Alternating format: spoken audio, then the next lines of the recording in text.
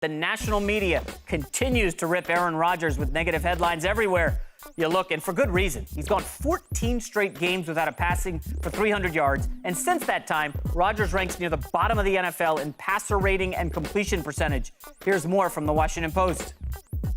You probably remember a time when quarterback Aaron Rodgers was widely considered one of the best players in the NFL. Now he can't hit the broadside of a barn with some passes. Woo!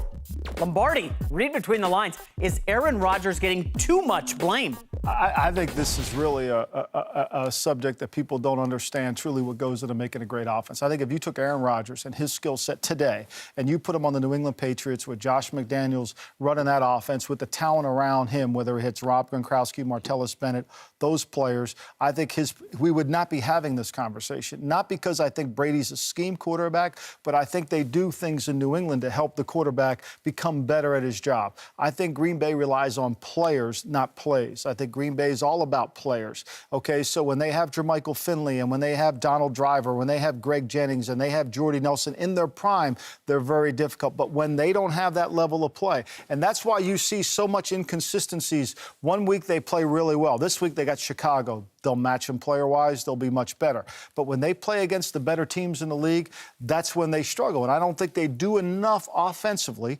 I don't think they do enough in terms of the front office. And listen, I think you're right, but I'll give Belichick the credit for the analogy you're making in terms of hiring good young assistants, good competent assistants, and allowing them to do their job.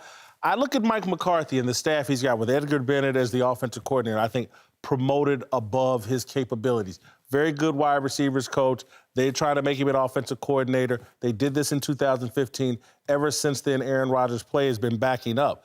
I think their personnel, Ted Thompson hasn't done a great job. I think their running backs with injury problems haven't really found a solution there. Now, allegedly, they've traded for former Kansas City Chiefs running back Niles Davis. I think there's some blame to go with Aaron Rodgers, but I think there's some blame to go for everybody. It feels like you guys are giving him a pass. I got a stat for you here. Look at since Week 8, 2015, compare Aaron Rodgers to Brian Hoyer. Okay?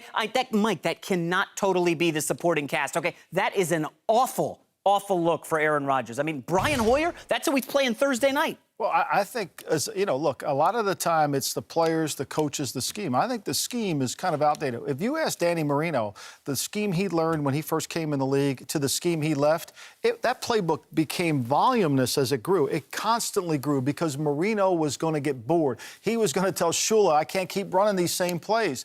That hasn't happened in Green Bay. They've kept the same playbook. Why do they keep the same playbook? Not because McCarthy can't, because they rely so much on the draft. They refuse to sign players in free agency because they don't want to lose a compensatory pick.